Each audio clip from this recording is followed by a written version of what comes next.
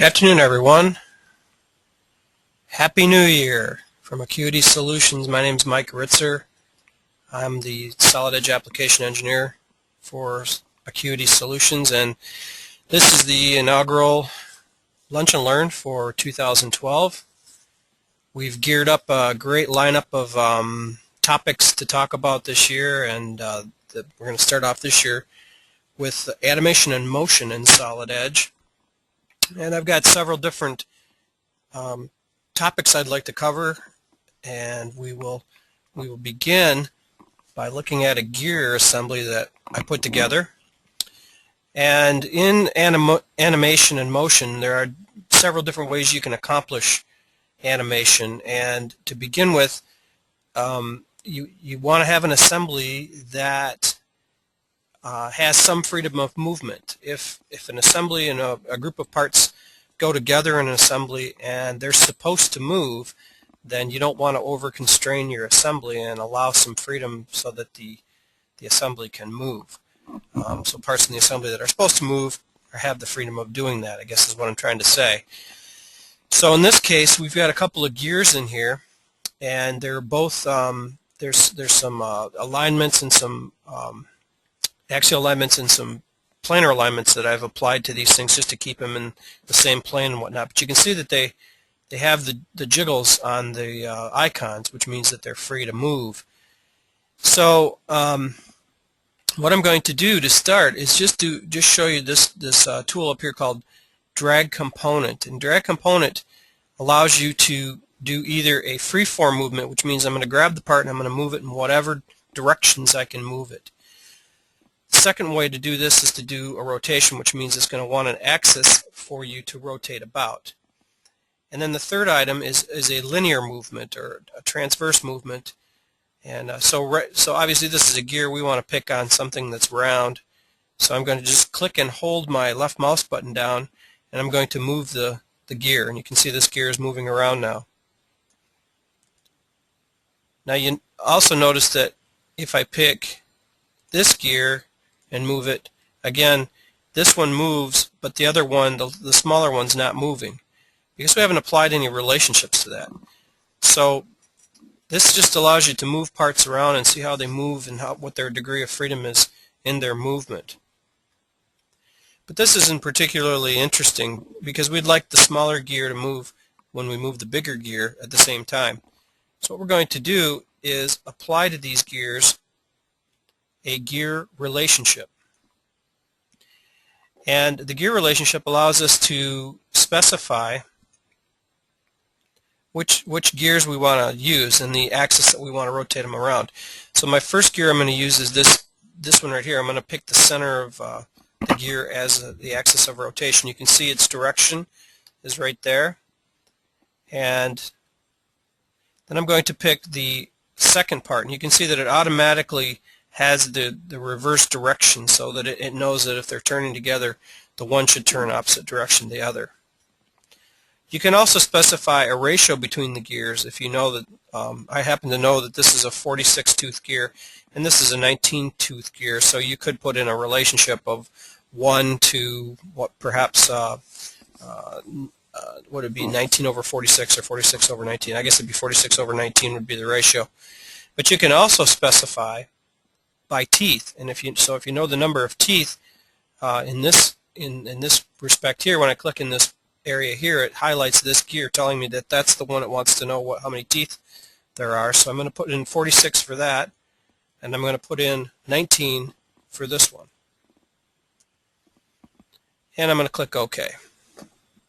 So now I've applied a gear relationship between these. Let's take a look at the tree. You can see that there's been a gear relationship applied to these two. So once that's been created, then I'm going to use the drag component again. Again, I'm going to use a rotate, and I'm going to click on this and I'm going to rotate it. And you can see that the other part is moving in reverse direction to the big one at the speed that is represented by the ratio between the gears. So again, I'm just using the drag component which is just allows you to move things around. And once I hit reset, they'll go back to their original position. Now, none of these gears, this is not turning because the gears are meshing. That's another situation that you can get into called physical motion, which you can actually move this gear based on the movement of this gear. What we've done here is just through simple gear relationship with that ratio, we have told Solid Edge that we want these two to move with each other and per that ratio. So this lends us an opportunity to go just a step further now that we've created this gear relationship between the two.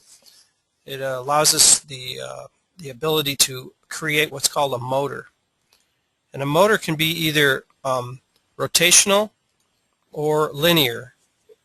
So for this, obviously, we're going to use a rotational motor.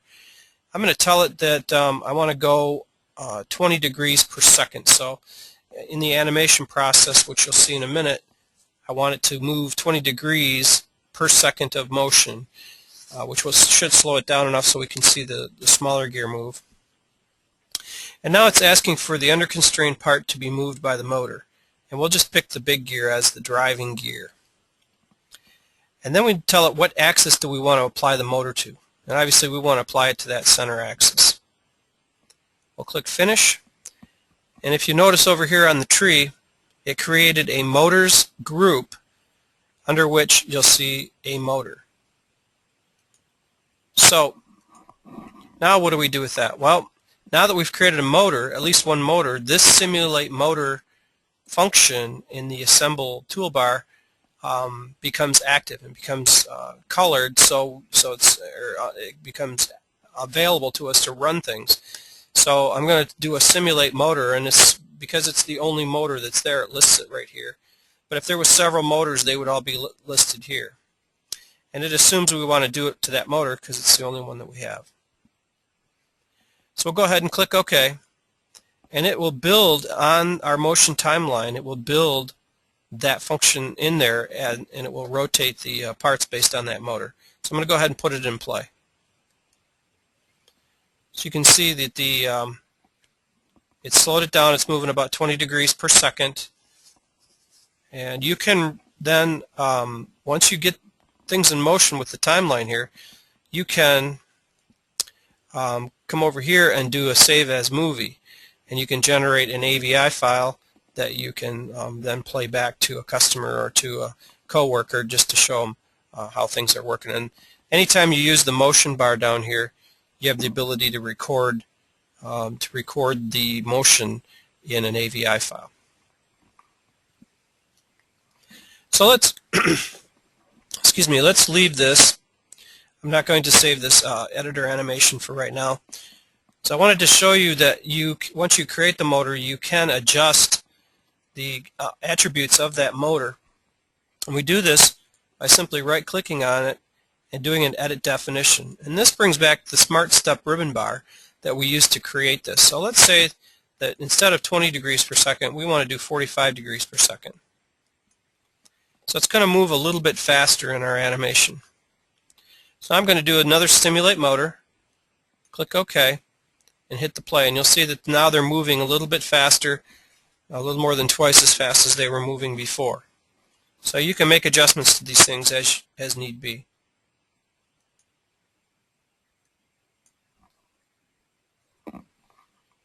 Okay, I'll open things up to questions right now.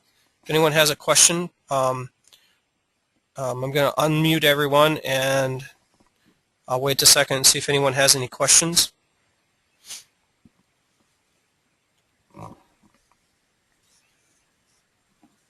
Okay. All right, no questions at this point, so we'll go ahead and move on. So you can put your parts in motion by using these tools and using motors and simulate motors. You can put your components in motion, and you know, I used a motor, a cylindrical motor in this case, which probably would drive a gear like this. But if you had an actuator, in other words, say a hydraulic or a pneumatic cylinder, you could place a linear motor on that cylinder and then drive the rest of the assembly with that linear motor. So there's a lot of different ways you can use this motors and simulate motors. All right, so we're going to leave this happy place. I'm going to open up another assembly for you. We're going to talk a little bit now about, let me get to my assembly here. We're going to talk a little now about using explode, render, and animate and the ability of animating explosions and how assemblies come apart or go together. So I've picked this Carlane clamp. It was put together with the assembly relationship assistant. So some of the excuse me, some of the relationships look a little funny once we do the explode, and I'll show you what I mean. The ERA, or the explode, render, and animate, can be found in the Tools tab under the Environments grouping. I've gone ahead and put one up on my quick access toolbar as well. So I'm going to fire up ERA, and we're just going to do a standard auto explode, just see how this thing comes apart. So I hit the auto explode, tell it I want a top level assembly, check it off, and then I usually come in here and tell it that I want to explode by individual part, and that makes sure that everything gets pulled apart. And when we go ahead and explode this, you can see that things are kind of coming apart in a kind of a weird direction here, and that's okay for what we're doing right now, but I'm going to show you in a minute how to set this thing up so that you can, even though someone has put it together in this fashion, it can be simulated in another direction to make it look like it's really coming apart. So sometimes people put stuff together and you know, they just put it together to get it together, and maybe not necessarily the way it should go together, and so there are some tools that I'm going to show you in a minute that help you overcome the situation where somebody didn't put it together exactly the way that you wanted it to go together. So now that we've got it pulled apart, at least in this state, we want to animate the explosion or the implosion, either direction. So to do that, we want to save our configuration, and this is a form of display configuration. It's only seen in the explosion. I'm going to call this explode 1. So this configuration, you'll only see this in the explode, render, and animate. If we go back out to the main level, that configuration will not be seen. It's only seen in the explosion. But that being said, now that I've got that, and that's the first step, you gotta save your configuration. Once that's been saved, then I can use the animation editor, and then you see this looks like when I did the motors. This is where we were, but now we don't have a motor. We're doing an explosion. So I'm going to right-click on the explosion function and edit the definition of that. And in here, in the explosion properties, I'm going to select that configuration that I just created. Now, if you don't save the configuration, you won't see anything in this list, and you won't be able to do the animation of the explosion. We're going to have our initial state be exploded, that it's already pulled apart, and we're going to show it going together. So once I click OK, it generates all the paths and the events that need to happen for that assembly to come back together. And you can see it's relatively short list, and here's the events and the items within those events. We'll talk a little bit more about this timeline and how we can adjust this timeline in a minute. But it's that simple to create the animation part of this. So let's zoom up here a little bit, make this a little more interesting. And I'm going to go, now that I've got this timeline motion all set up, all I got to do is hit this little play button, and you can see things go back together. Not necessarily how you would put them together, but they do go back together. Again, you can take this animation and you can save it off as an AVI file or a WAV file, and share this with other folks, customers or coworkers, managers, moms and dads, those kinds of things. All right, so that's just a general way of getting your automatic explosion to happen. So let's close out of this for now and go back in, because I want to come back to, I could have unexploded everything, I suppose, but wanted to come back to an imploded state here. And because remember, this thing wasn't put together quite right. I don't really like the way things went together with the assembly relationship assistant, and so I want to create some sort of motion video that makes this look more like how it would really go together. For instance, this plastic piece here, this kind of came off from on the side here. You'd really kind of like to have it follow maybe a vector along this line right here, so that it looks like it's been slid on the top of this bracket back here. So first of all, I'm going to activate everything so that I've got all my edges and surfaces available to me. And I'm going to use the drag component. Now you'll recall we used this in the gear study. I turned that on, I went into a rotation, and I rotated that part around. So that's how we're going to make this thing look the way we want it to look. So what we can do now is, by default, this thing wants to move. If I select a component, it's going to want to move that component and any attached components. So, but I want to move these things on an individual basis. So I'm just going to drop back here and just move just only the selected part. So I'm going to pick this handle, and once I've got selected what I want to move, then I'm going to click the checkbox, and that selects it. This is all that's going to move at this point in time.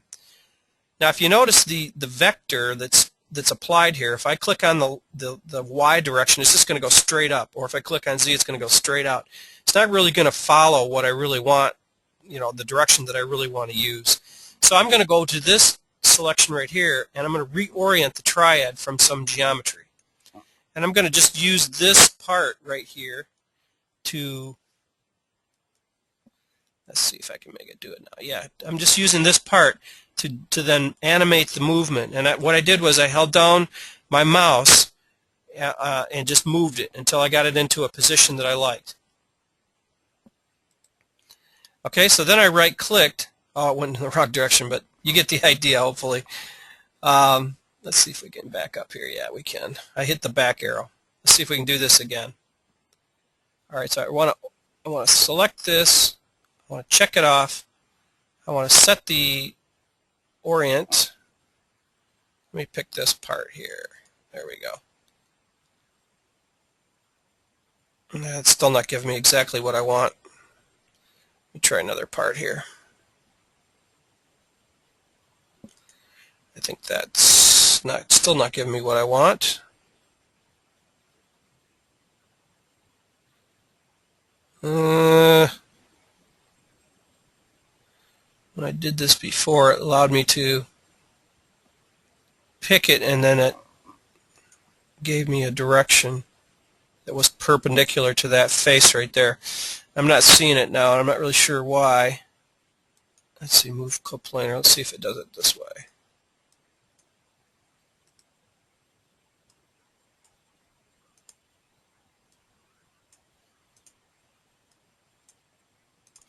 Well, I obviously have to work on this a little bit to get this thing right, but the bottom line is, when you move it, you should be able to move it on a vector towards a direction, and I guess that's kind of what I did right there. I moved it off. Yeah, there I got it. I got the vector to look right. So I moved that piece off there. All right, so next I'm going to select this rivet, and that rivet. I'm going to check it off. And now it still wants to move it perpendicular to that, and that's okay. I'm just going to use the Z-axis this time, and I'll left-click and hold. I'm going to drag these guys out. Okay. Next, I'm going to pick the barrel of this, check it off, and I'm going to reorient it based on that guy. So, oh, that's not what I wanted.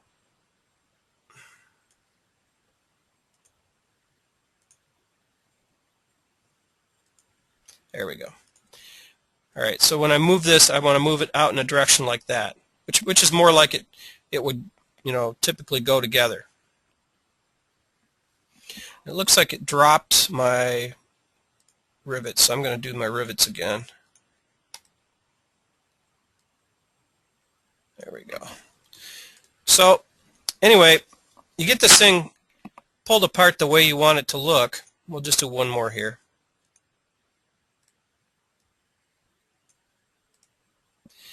And then when you get this all set up and done, then you can do your animate editor and edit definition. Oh, whoops, I forgot to do one important thing. I forgot to save the configuration. So I'm going to go back to here. Let's turn off the animation editor, go back to here, and save this as a new configuration. We'll call this explode number 2. Okay, now that I've done that, I can go to the animation editor, edit the definition of the explosion, tell it I want explosion number 2, and let's put it in its collapse state first this time. So now it's imploded. So when I hit the play, things come apart the way I pulled them apart. Okay? So recapping what I did, the first thing I did was I used the automatic explode, and that gave me some results that I wasn't real happy with, but could live with, perhaps. And if I couldn't live with it, then I can implode everything back together and pull stuff apart manually, either by individual component or by component with its dependent components, in other words, sub-assemblies and things like that, and then save that configuration and create the animation from that. So it's very flexible, it's relatively easy to use. It takes a little bit of practice, and I know you guys probably don't do this every day, but it's really not that difficult to do and learn. You just got to kind of sit down and poke around with it. All right, so finally what I want to do is add some more things into my animation here. Again, what we're doing here is we're exploding it, right? That's all we've got right now. But we can also move these event bars around if we want to. So if I want to take a bar within an event and I just want to change its timing in the process, I can drag these around within the event. Now the events this is one whole event right here. This is the whole explosion, and these are all things that are going to happen during the event. So if I want this guy to come before this guy, I can just swap them around, hit the play, and then those items are in a different order. So you have some flexibility in here within the event. Now you can't pull an item. Let me see if I can get this a little bit bigger so we can see it. I can't expand this. There we go. Right there. Okay. So all this movement here is all within this event. So if I try to drag this event out further, it extends the length of the event. So there's going to be a delay between these two items happening now. So if I back this all the way up and play it, you'll see a little gap here in the movement as it's waiting to move that last piece. So it's all timing. You can make this thing it's very flexible. You can make it look any way you want just by dragging these items around.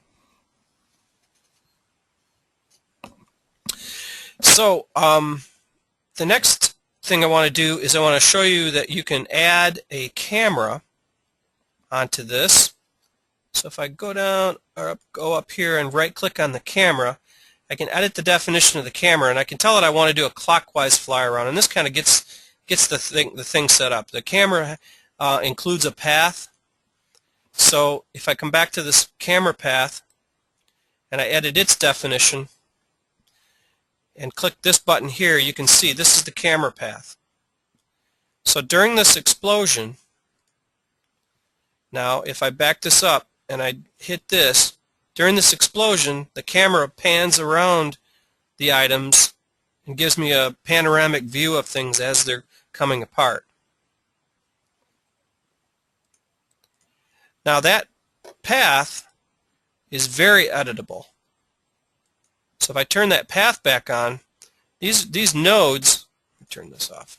These nodes, I can grab a hold of this node and I can drag its position anywhere I want to in 3D.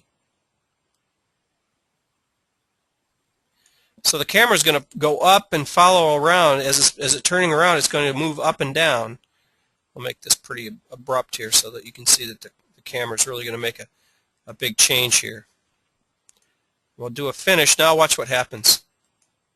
You see that the camera is moving up and moving down, just depending upon how you want to look at the display as it's panning around. And you can actually add your own paths. I'm not going to go into that today, but you can add your own paths and your own cameras, and you can. It's really a lot of things you can do with it. You can also change the lighting, and that's part of the explode, render, and animate is the rendering part of it. You can change the appearance so that it has lights from different directions and things like that. And so, a lot of functionality you can build into the motion. All right, I'm going to go ahead and open it up for questions again. Open up the thing here. I'm unmuting everyone, so if you have a question, pipe in and we'll see if we can get it solved.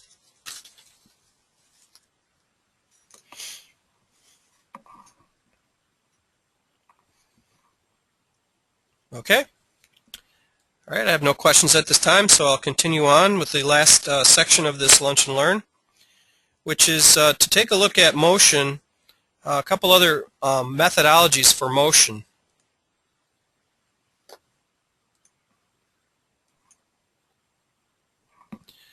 So I'm going to open up another quick assembly here. And this is just a couple of motor blocks on a plate here, and they're free to move. I believe I've got some planar alignments on these, and that's about it. So they're free to move.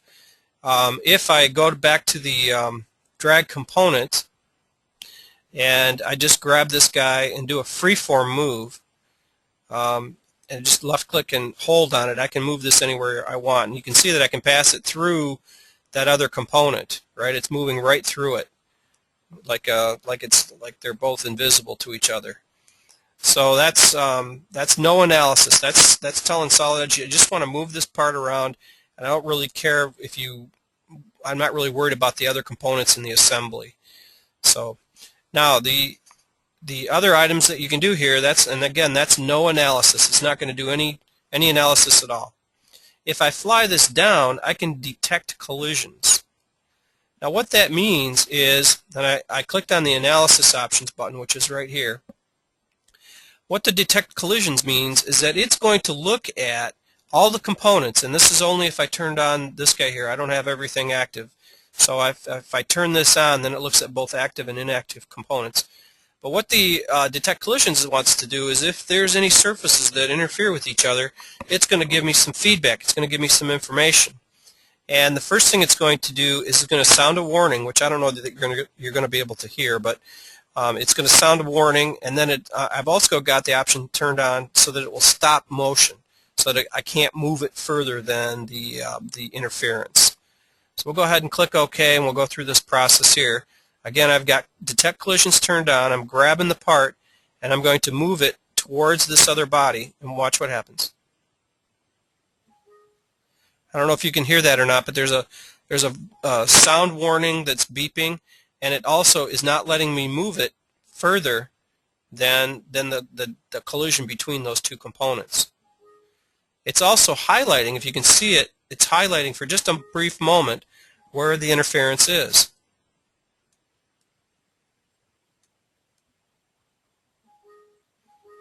Okay? So that's called detect collisions. And when you're putting, and this will work when you're doing motion and things like that, when you're rotating things around, and if there's a bunch of components that are all hooked together, if there's going to be a collision, you'll see it. It'll stop, and it will show you that there's a collision there. Very powerful. Now the third item, and this isn't used quite as much, I haven't seen a whole lot of people use this, but this is called physical motion. What physical motion wants to do is if two bodies collide with each other and the second body is allowed to move, then it should move. In other words, if I push this body over here towards this guy, they're both free to move, so I would like this to move in some direction away from the direction of this guy. So I'm going to go ahead and push this towards this, and you'll see as I encounter the collision, or the interference between the two bodies, they move together. So you can simulate like like an actuator pushing an item down a track, or if you're trying to show how in an assembly line how a part moves from one position to the other, you can use physical motion, you can use motors and all these other animation tools that we showed you to actually physically move these things down the assembly line, and in the meantime look at interferences and things like that, if it's going to run into anything. So very, very strong animation tools in Solid Edge. And I will open up that concludes my presentation. I'd like to open up the field for any further questions or comments on this Lunch and Learn.